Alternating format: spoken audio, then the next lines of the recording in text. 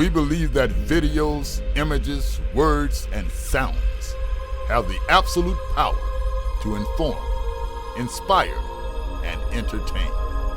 We are united under the virtues of safety and knowledge. We are a training community of learners and teachers who encourage and energize each other to achieve greatness. We are pilots, videographers, photographers, freelancers, business owners, enthusiasts, experts, and apprentices. We are creators. We are the Drone U.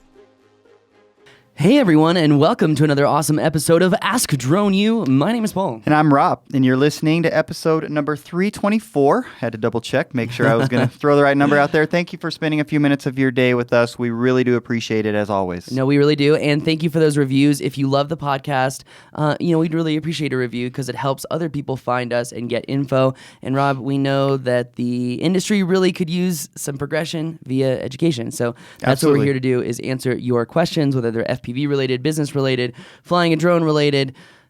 We're going to answer Technology, those questions. equipment, et cetera, et cetera, et cetera. Yeah, Good like times. how traveling through the airport the right way is really important when you're flying with your drone.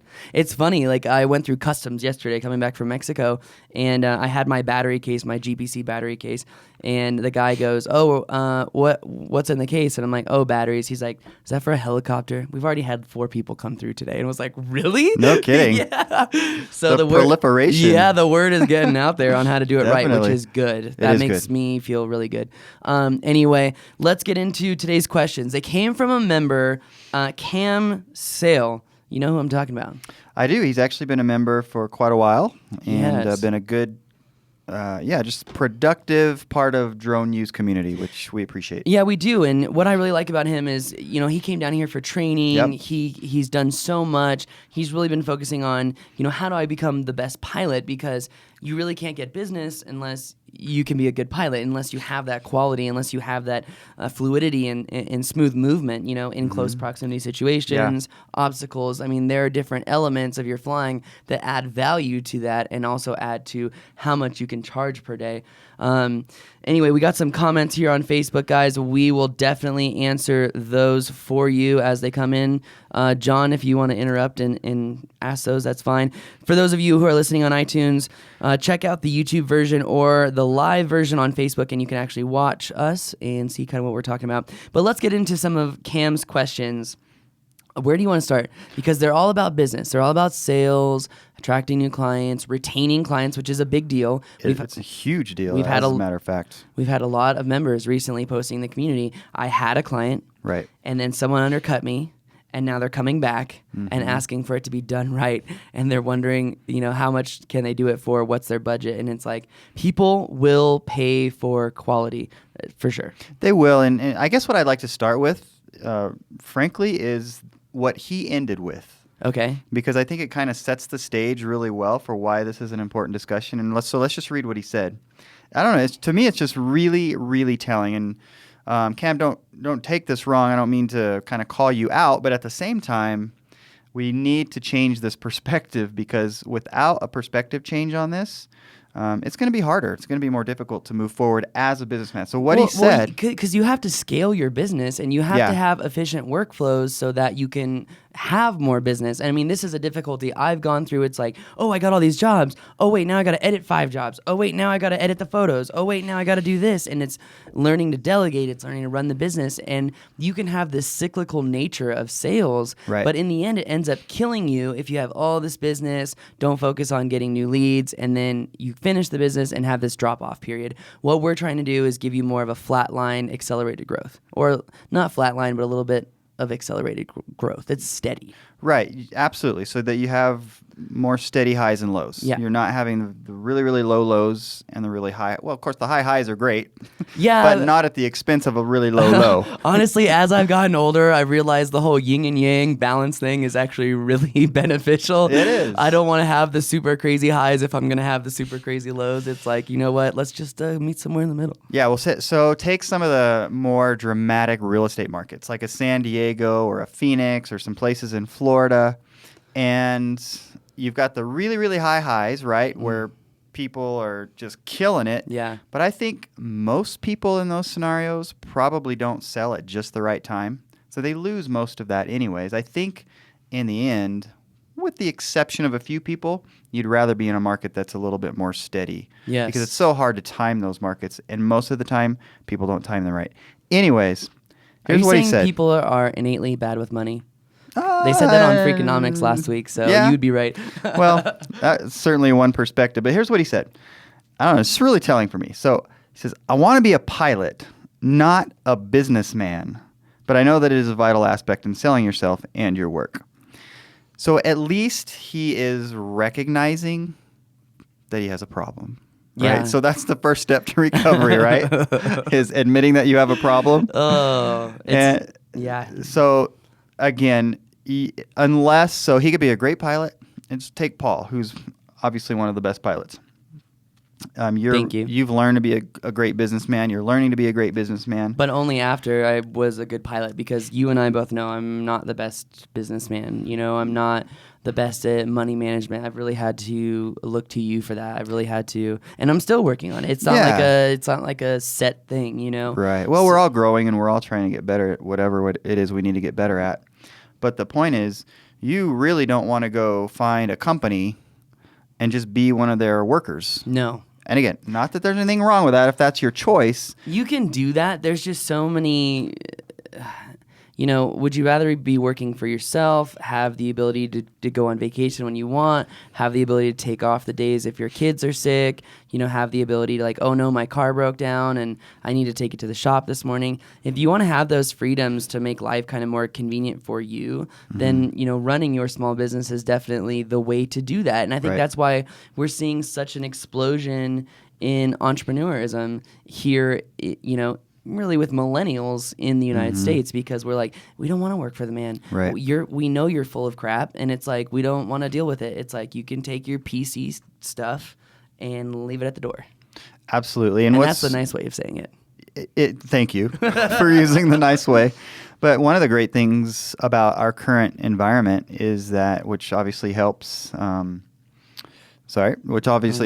millennials and that perspective, is that there are so many fabulous tools that help you run your business and help you have a smooth running business. So for example, when I say you've got to be a good businessman, I think it's changed as far as what that means in terms of application, because I think you've got to have a good understanding of accounting, for example, but you don't have to do the accounting. You've got to have a good understanding of marketing. Yes. But you don't have to do the marketing. Nope. But if you don't, you got to have a strategy and a plan and an ability to implement that plan, and then an ability to measure the plan. Absolutely. And that's, in my opinion, in the last 3 years, I have been realizing that that's kind of the most difficult part is okay, we all think, we're all biased, right? Like, oh, I've got the best marketing around, blah, blah, blah. But you really don't know until you get the numbers back and really see what the response is. And then once you get the numbers back, you've got to understand what those numbers mean. Both in terms of the stats that you're getting from various social media sites, et cetera, but also how that translates into revenue. Because if you could have 15 million followers on YouTube, but if you make $1,000 a month, that's true, you're doing something wrong, and that's not going to matter. Yeah, and you got to be making a lot more than that. So where should we get started? What's the first question we should get started with? All right, so cool. Let's jump right in. He's got a few different questions. So his goal is to be able to focus all of his time and energy on aerial cinematography. Gosh, wouldn't we all? That sounds great. You know what? I dream of those days too. But and you've got to learn to enjoy the being in the office, the editing on the go. There's so much that goes into it. It's not just, hey, let's be a cinematographer whenever we want. It's there's a lot of back end work, as we call it. Yeah, and I think part of the thing that we need to encourage Cam with is that the reality is sometimes you just have to persevere, because it sounds like he's doing a lot of the right things. Yeah. So, for example, he says here that he checks about 15 job sites daily. He's networking, at least electronically, with, like, for example, guys in Drone U community, and we Isn't that cool too that like people are getting business from each other in our It is community? cool. And we see that like every week, and that is honestly awesome. I know Vic has worked with a lot of people, and I know a few other people have kind of gotten together and whatnot, and that is truly awesome. It is. It's really awesome, and I love to see that, and I think it's helping a lot of people. The other thing, he's posting and answering drone questions in the appropriate forums and avenues. He offers a finder's fee to people that send him referrals, so that's a good thing to do, which is a decent incentive, he says. But the work just isn't coming in yet. So, and he believes that he's got the piloting skills to be successful, and we've already alluded to the fact that we've seen some evidence that that's true. Number one, I think perseverance. You've got to just keep doing it. Of course, it's like a bad golf swing. You don't want to keep practicing the bad golf swing. You got to make sure you're swinging the club right. But in hearing what we're talking about, what do you think, for example, is making you stay busy? Number one, you've got to stay in touch with your clients or your past clients, whether that's through networking events, whether that's through, I have found, and what I've been working on recently, and I talked about this when I was on the last podcast, is working on relationships, because you can stay relevant in someone's mind much easier if you have an ongoing relationship. Like you just legitimately hang out with them, you grab a beer with them, and become their friend essentially. And honestly, I have enjoyed my work so much more since I've taken less of a direct sales push, and I find too that people are much more receptive if I'm not like straight to the point, like, hey, let's talk about business. One of the things that I've learned in sales is that if you are going to sell someone, there are specific steps that you kind of have to make. For a lot of people that don't know, when I was in college, I worked for Aflac, the duck company, and I won. Who knew? I won the Fast Start Award, Super Fast Start Award, and Q1, like most sales of the year, just because I learned from one of the masters, I would say. His name was Kevin. And the first things first, you've got to edify someone. So if you're talking to someone, Rob, I've got to say, the beard look is working for you, man. Like, for real. I dig it. I think it gives you more authority and kind of figure, like, I don't know, how's the family doing?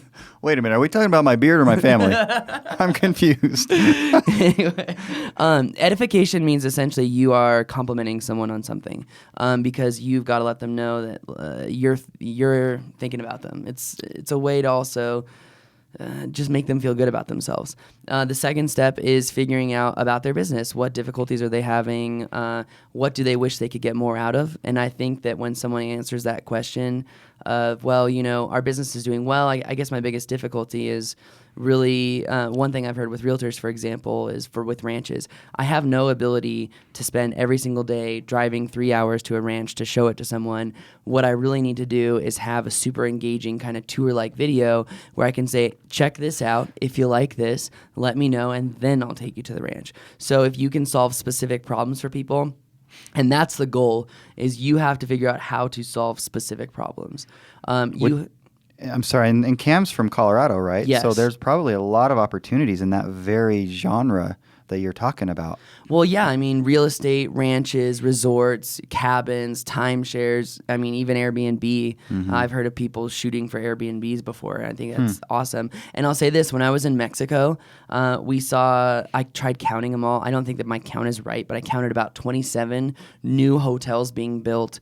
And we were at a beach where 3 new hotels were being built, and there were phantoms everywhere taking pictures, monitoring, and it's just incredible that other countries are adopting this so much faster than we are. Yeah. And the thing is that if you can help someone showcase their value, for example, if you're flying a hotel and they're like, we have made this much progress, here's an aerial photo to showcase what it looked like before, what it looked like now. That's the transformation part. So in your sales pitch, you really have to showcase the stark contrast between what they're doing now and how your services will help them in the future, and give them a visualization of what that would look like. So for example, with the ranch, going back to filming the tour so people don't have to drive out there all the time. Right.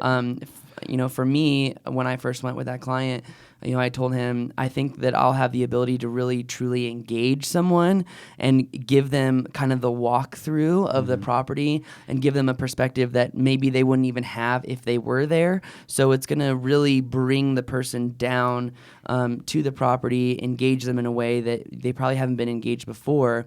And I just learned that particular client, I'm not going to say who, sold all of his ranches in about half the time with my videos than he did the prior years, the last 3 years before that. So that's why he's coming back and saying, I need more. Which is a huge benefit to you going forward and selling, obviously, because those are tangible metrics that you can share with people. And I would imagine that, Cam, you're starting to build sort of a portfolio like that where you can start sharing that evidence. Yeah. Because that's huge. When you've got the evidence to show how your work has helped somebody, that's when you're going to be able to show somebody else that you can bring them that same value. Well, yeah, and they have to be able to visualize that value. And this is one of the questions he kind of talked about is how do you get people to visualize your value? If you don't have a demo reel, an example of a deliverable, I think that's what demo reels are great. They like bring the client in, but then they want to know, what am I getting? Right. If I'm paying you X, what am I getting? And you have to have a deliverable, and you're only as good as your last video. You have to have a deliverable that they can see, and it's a tangible item then. Right. Because then they understand they're not just paying some guy, $2,000 for this eye in the sky idea. It's something that, okay, I see how I can use that. Where can I deploy it? Where can distribution be? What effect should I see? Right. And then they'll be able to measure that. And once they do that, you'll find that you'll get more and more and more work. Absolutely. And that actually leads into another question that Cam had, and that is, it's an interesting question, and I think I know what your answer will be, but he's saying, do I need to have a demo reel that is specific to each industry that I'm interested in? So, great question. My latest demo reel was focused on showcasing the difference between myself as a pilot and all the other people out there who say they're pilots. And so what I do is I showcase on the most difficult movements possible. Very long, extended, smooth tracks that I speed ramp, or going through obstacles, or just showing also how I can do more complex cinematic movements than the average person. Right. Then I did, yes, work in other industries, the action sports stuff, the real estate stuff, construction stuff. It's a great idea, but you gotta bring that attention in quick. So make your demo reel really exciting at first, and then kind of work your way into the different ways that you use your drone for business, meaning Right. construction, real estate. Tie it all together in a story. I mean, you're living the drone life. Let people know what it's like. I mean, that's what it comes down to, right? Yeah, so all that to say, no, you don't need a reel for each specific industry. You can kind of build this story that Paul's talking about, which I think is actually going to make whatever the reel is more engaging and interesting anyways. Yeah. To kind of have it all in there and let everybody see. Frankly, I would think that doing it that way as opposed to specifically, people can see that you're able to diversify and you're flexible and you have the ability to be creative and do different things. As somebody who's looking at a pilot as a potential hire, I would like that. Yeah. I would like that diversity in somebody's reel as opposed to something very, very specific. Well, yeah, and it shows, your ability, again, like you said, to be flexible, still have creative mindset, but at the end of the day, it all comes down to one thing. Execution, reliability, how you deliver, and remember, it comes down to sales. Can you sell more of whatever that person is offering? That's what it comes down to. Yeah. Because if the money's not there, you can say whatever you want to, and at the end of the day, you're not going to get another job. And your goal isn't, and this is something I learned very young when I got into this market 4 years ago, which was, it's not just about getting the first job, it's about delivering time and time and time again, to get the next job, and then to charge more for the next job, and then get the next job. And sooner or later, you're going to have people calling you left and right. Like when I was in Vegas, I had 14 phone calls because it's getting green everywhere in the Southwest now, and it's like, hey, what are you doing? time to get the camera in the sky. Absolutely. So he then goes into some of his struggles, which I think we can touch on in some way we have, but let's go a little bit deeper perhaps. And so he says, he's getting that response from people of, we just don't have a need right now for what you're offering in terms of services. So one of the other things that when you're doing sales, and some people may see this as, how do I say this? Some people might see this as a white lie, or they may see it as deceptive, but it's a sales tactic that is the enemy of good is great, and this is the way that you step up to great. Scarcity. You have to say, like, for example, let's say you're a client, right, and they have no need for it at this time, and it's like, well, I understand that you may not have a need for it at this time. I'm really only going to be available this much because when it starts to get green outside, when it starts to get very beautiful in summer, like I get so many phone calls because people have realized the value in this. Right. And I'm telling you, in a month's time, when it's busy season, you're going to be calling me and saying, hey, can you film this property for me? And I probably won't have the time to do it. But if you work with me now, I'd be more than happy to give you, say, 10% off my normal rates. And that way you can still get what you want. We're both happy. And it'll give you a way to kind of test out the product and see if it'll truly sell more for you. Yeah. And you'll have a great idea of that early in the season. Would you like to move forward with that? Because next week at Wednesday morning or the following Monday afternoon, I am available. Right. And I'd love to meet you at the property, give me a tour of it so I can visualize the property through your eyes and create a production that not only stimulates and engages the audience, but also makes you happy. Yeah, and I think that's fantastic, and it's absolutely true. I don't see it as a white lie or even deceptive. I think that's just kind of the way that, and on some level, it's reality, because you might have the ability to fly for them next week today, but tomorrow maybe not. You may not. Well, it's just like you see scarcity everywhere, like Ford Truck Month this month, only F-150s, $5,000 off. I got Comcast for my home last night, and the guy's telling me, you better do this. We probably won't have this deal in 6 minutes. I mean, I'm exaggerating, but it was essentially that kind of a conversation. So do you know how often Amazon changes their prices? Like for any given product? No. It's a few times every second because they're all run off of algorithms on competitors' products, and that's why you set your rates and your FBA so that you have these limitations that you can fall into. Yeah. But you could go and look at a camera and wait 1 week, and that same camera will be 10% off because the algorithm realized you like that but didn't buy it. Why not? Let's incentivize the purchase and come back. And literally, if you do that with a lot of stuff, that's how I've saved a lot of money, like, to be honest. Mm-hmm. So interesting. Little insider trick there. Well, that was another Planet Money podcast. When I go on these trips, I like my you mind. You devour these podcasts. Yeah. But I think the other side of his question here, or the answer to the question, is that, and I believe that he's trying to do this. And the reality is, at some point, you just have to understand you're not going to convince them. And maybe they're not at a point where they need to be convinced. Maybe they really don't need the service. But you can't convince everybody of what they may or may not need. But you do need to, for example, talk about the value that you brought to the guy with the ranches and say, look, and I don't know how to word this, frankly. Maybe you'll say it better. I'm the sales guy. You're not, so it's totally, okay. Yeah. I'll count the beans. You make them. I don't know, whatever. But anyways, the bottom line is you're saying Facebook just failed. We absolutely can show you why you do need this, and here's why and how. Yeah. And I'd probably be too direct at it. I'm not skilled enough at that. Well, it really is, but you got to, again, focus on the sale. What is it? What effect will it have on their sales? What transformation will they see from now and the future of using drones? So it's a great point. Sales can be difficult. You've got to have the edification. You've got to find the problem. You have got to create a potential solution. You've got to showcase your value, and you've got to have scarcity. Right, because one of the things that he says here is people don't seem to understand the benefits. I show them examples of my work, and that seems to help a little. But so what that's missing is the next step. The next step, exactly. The demo.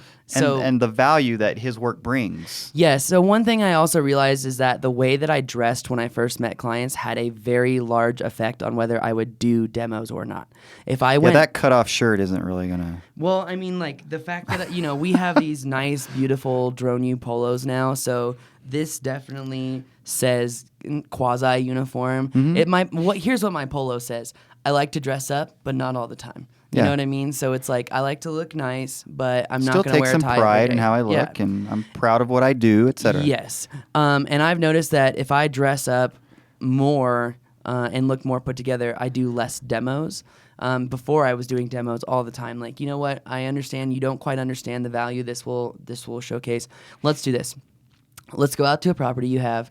and I'll shoot it, and you can watch me shoot it. I'll even give you a screen, and you can see what I'm shooting, and you can see just how different it is from what you're seeing now at the ground level, and how it will just encapsulate, I guess you could say, your client and really bring them into your home. You want to stand out, right? There's thousands, if not millions of realtors. How are you going to stand out? Well, this is just one way you can do it. Yeah. And honestly, I think that the next level up in aerial videography for these big, beautiful places, and I've got a client who went to NAB and he wants it now, is 360 3D video from the sky, where you're literally just doing real slow movements, and people get to create their own timeline of video by looking around like, oh man, I'm over the waterfall right now, and there's the barn, and oh my gosh. I mean, like, we had a blast at NAB checking out all the different 360 options, and it's been out there for a couple years now, but no one's really been like, how do I use this? And now that people are realizing, the type of VR that makes you sick versus not making you sick, it just helps. It's going to be mainstream pretty soon, I would think. I think in 5 years. At least mainer streamer. Anyways, let's see. So let's talk a little bit about his next question, which is maintaining a client list. There are various ways to do that, various databases that one can use. He says that he's been using an Excel spreadsheet, and that probably is a little bit cumbersome. So a MailChimp is a great way. We're not sponsored by MailChimp. Hopefully we'll get them as a sponsor. But MailChimp that's funny you wrote that down, is a great way to manage clients and also keep in touch with them, offer them, quarterly discounts, give them an update. Showcase a story about a client. I think that you'll find you'll get a lot more response when you showcase stories about people, and not like the bland old, hey, meet Mr. Rogers. He owns a ranch and had difficulty selling it. No, talk about, I had this client who was having the problem of having to go out these long distances to meet potential clients to view the ranch.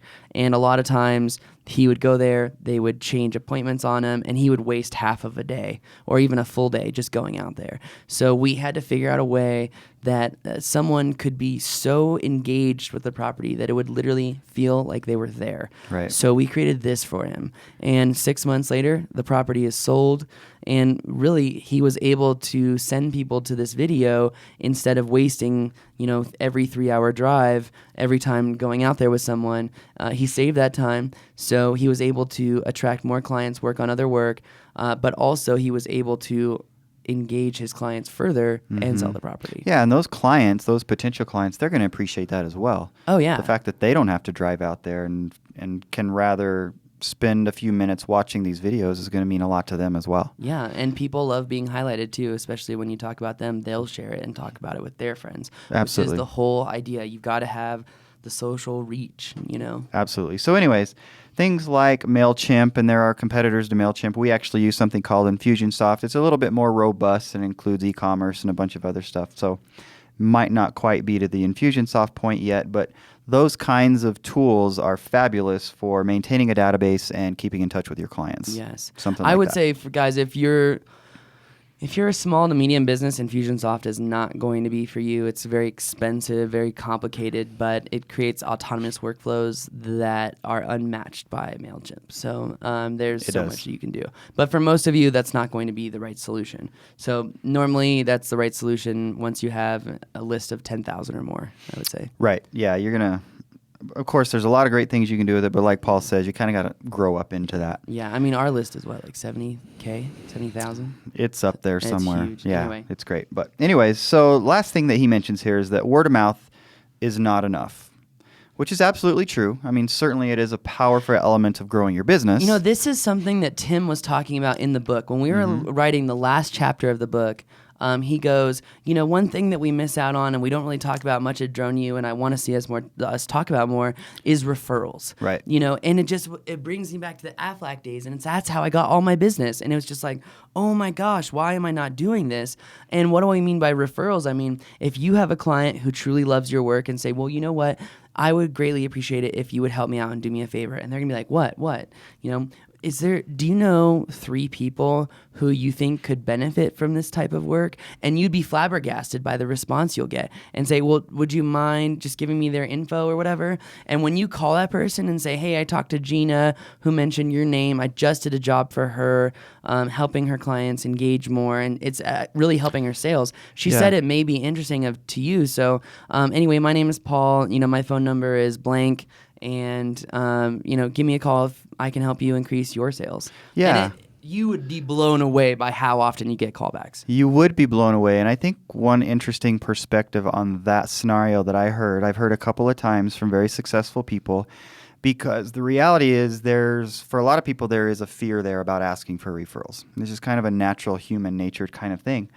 But the perspective I was given was that you actually you're affirming that person, and in some sense you're complimenting that person, because you're making the assumption that they do know people, and that they will be able to help you. And people by nature, they want to help other people, and so you're giving them that opportunity. So you're actually, by asking them for a referral, you're doing them a favor.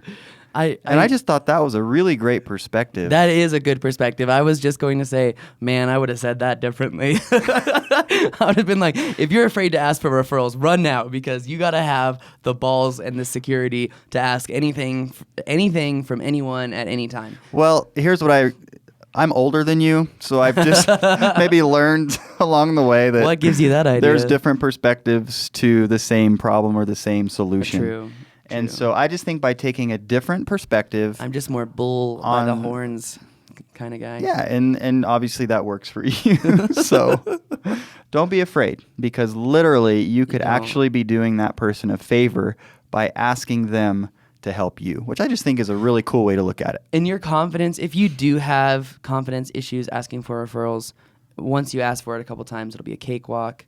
And remember, guys, if you're cold calling people, if you're trying to get new business, don't forget that sales rule. It's like 1 to 10. For every 10 calls you make, you'll probably talk to one person. Yeah. So it's just a numbers game. So don't let it get to your mind. You've got to stay sharp. You've got to stay focused. Yeah, absolutely. So last thing on this, Paul, I'm going to put you on the spot. Oh. So give Cam, we're agreeing that word of mouth alone is not enough, obviously. Agreed. Give him 5 things that he can do outside of just word of mouth to get business. Groups. Okay. What does that mean? Networking groups, number 1.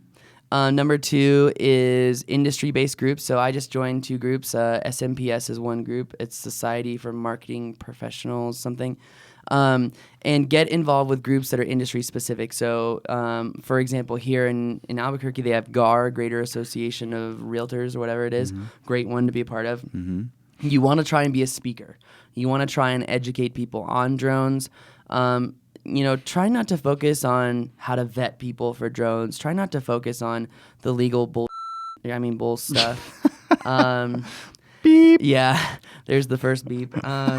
Anyway, you just got to focus on, why are you different? Why are you important? What value do you give to them?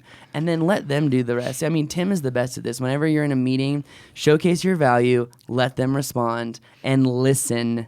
Listen, because you could shoot yourself down just by talking. Right. You could lower your self-worth just by talking. So, after you say your value, let them respond. Figure out what they like, what they don't like. So industry groups, Facebook groups is another one. Obviously, branding yourself on Facebook is great, and co-branding with realtors and whatnot, and maybe even build a Twitter group where you're like focusing on real estate in a specific area, so you have reach and market value.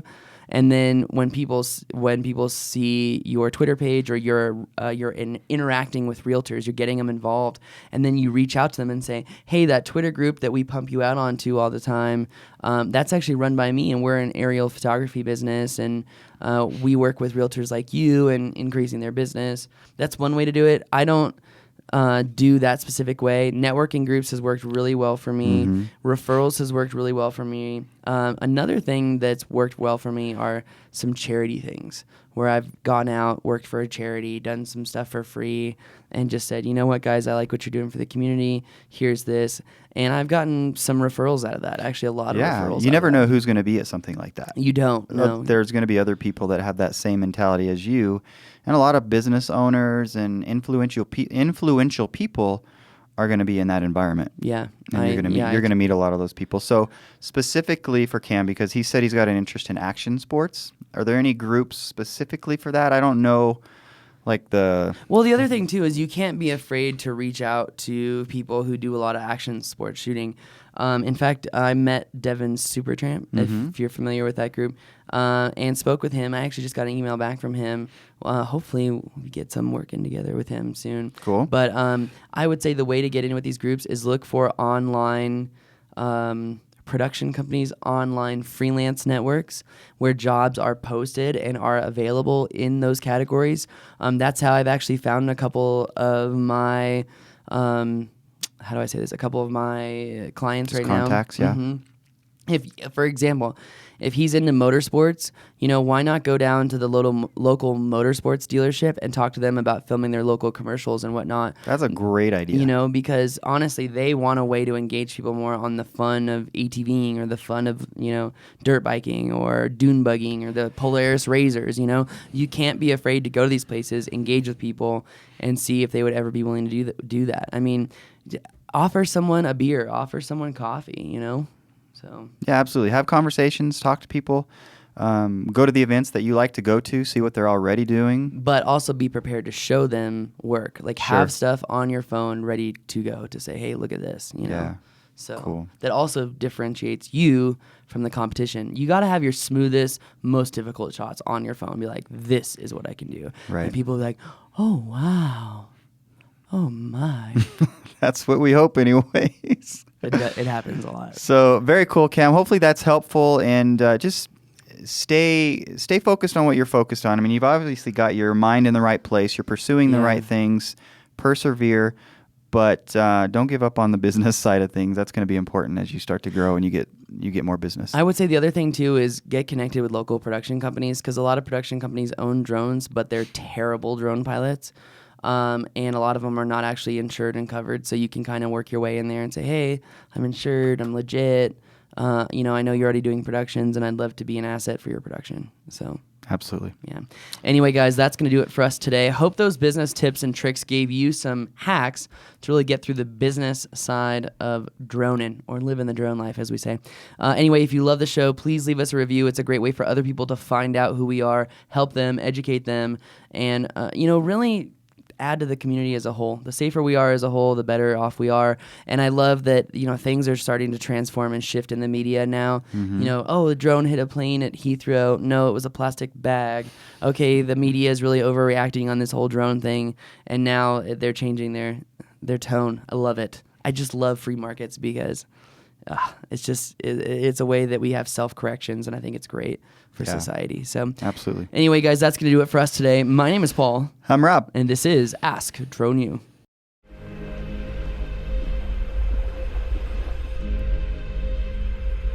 We believe that videos, images, words, and sounds have the absolute power to inform, inspire, and entertain. We are united under the virtues of safety and knowledge. We are a training community of learners and teachers who encourage and energize each other to achieve greatness. We are pilots, videographers, photographers, freelancers, business owners, enthusiasts, experts, and apprentices. We are creators. We are the Drone U.